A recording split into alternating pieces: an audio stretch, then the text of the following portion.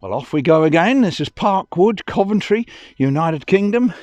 We've just come through these patches of what have you there, and off we go on yet another little trail. So here we go.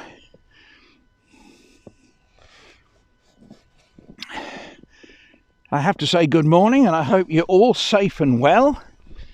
And I'm enjoying the snow in Parkwood.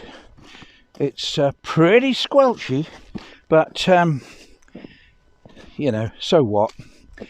It's just a beautiful track through the woods. Look at it. Fallen trees adding sculptures to the situation.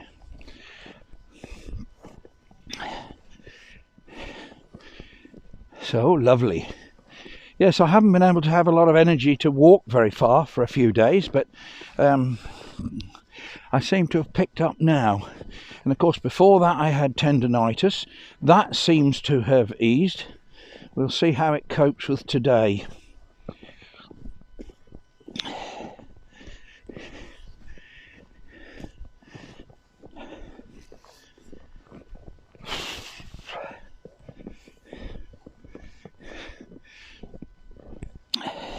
I was chatting to a friend in Dubai, Linda, this morning, and she was saying, I don't like the cold. Well, I have to be honest, it is very cold, but I'm not cold because I'm got up to the nines. I'll give you a quick view. Look, I've got all the gear on, and I'm as warm as toast, so there we are. But as I explained to her, we are quite used to it here.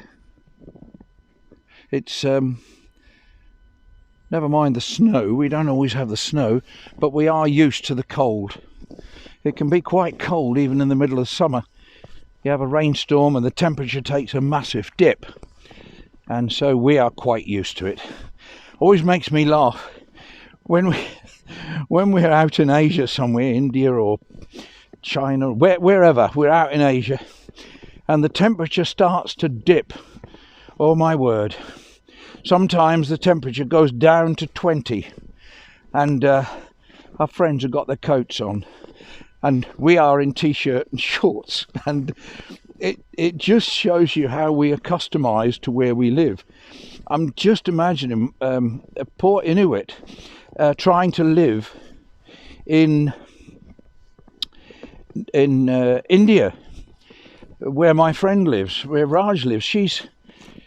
The temperature there in the summer goes up to about 49 degrees Celsius, and that sounds, I don't know if I could survive in that, but if you imagine the contrast, minus 40 or something, an Inuit, and then going to plus 40, an 80 degrees Celsius difference.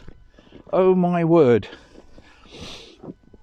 That seems a massive contrast. I don't suppose they could survive in it. I don't think I could survive in 40 degrees. 49 degrees.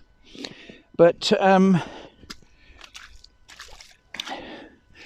we've been in fairly hot. We've been in 40. When we were in Dubai, and we went out into the desert because we went on dune hopping, and we did end up in this 40 degrees, and the only thing was we had a lovely time there, apart from the hernia that the camel caused, which I have said about in another video. We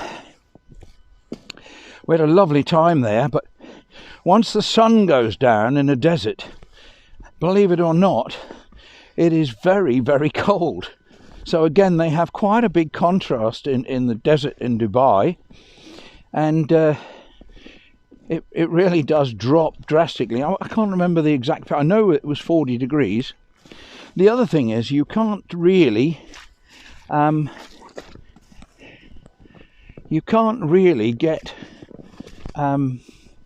anywhere easily in Dubai because it's all geared for cars. So if you want to walk That's not what you do. We gave up a lot of time on walking. 2 reasons. One of the reasons was quite simply it's too hot to walk in the weather. And the second reason is that the taxis are all run by the government and they're all fairly cheap. So there doesn't seem a lot of reason to walk anywhere. We thought we were in the CBD in what we thought was a small hotel. Well, having looked on the map and then looked on Google Earth, yes, it did look like a small hotel, but only relative to the massive great things next door. And we were in a room where we could look out the window and see the palm development out on the... I've got no idea where I'm going. Yeah, we could see the palm development out of the window. So that was beautiful. But we just got taxis in the end. But they're putting in a new line from Dubai to Abu Dhabi, which I'd love to have a try on, because we paid a lot of money to get from Abu Dhabi to go to the Burj Al Arab for a high tea up on the top there, or near the top. So it'd be nice to be able to get a train. We stayed at the Shangri-La in Abu Dhabi, the most beautiful hotel, and you can go to the local souks from there aboard a boat, and it's all free, because, well, obviously you pay for the hotel, so you've probably paid for it, but you then go onto the little boat, and it took us to a restaurant. Then we got on and we went to a souk, and it's absolutely fabulous. And of course the highlight for us was that the Grand Mosque, or the White Mosque, whatever you want to call it, the big one in Abu Dhabi, with the world's biggest carpet in one piece and the world's biggest chandelier, that reflects in the infinity pool at the Shangri-La Hotel. The staff there were absolutely fantastic. By the way, nobody's telling me to say this. I'm certainly not getting paid, although, of course, I'd willingly unmonetize this if people wanted to pay me for the advert. But it was a wonderful hotel. We were treated really well. The facilities were good, and it's highly. I would highly recommend it.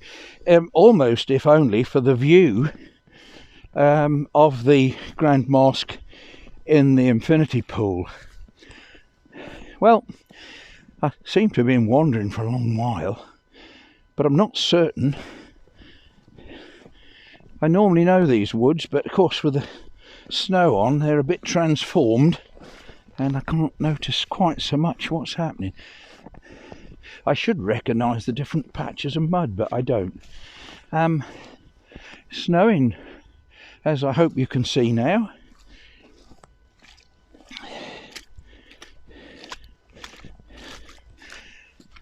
This is absolutely... Now my heel is beginning to hurt a little bit, so maybe it's saying, too far, Dave, too far. But this is the Rambling Rambler, Dave to his friends, rambling through Park Wood in Coventry. I'm hoping to come out the other end at some stage.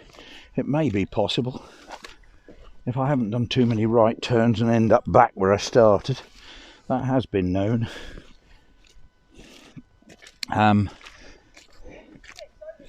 So, oh, I can hear people. Oh, morning or afternoon. Yeah, so there are a few people about, but we all kept well out of the way of each other, so that's not an issue. But I will say thank you for watching. Thank you for subscribing if you already have, and if you want to make an old man jump up and down with elation, please subscribe if you haven't, and ring the bell and like and share. Now, I'm going to stop here because it's nearly time, so bye from Parkwood, Coventry, United Kingdom.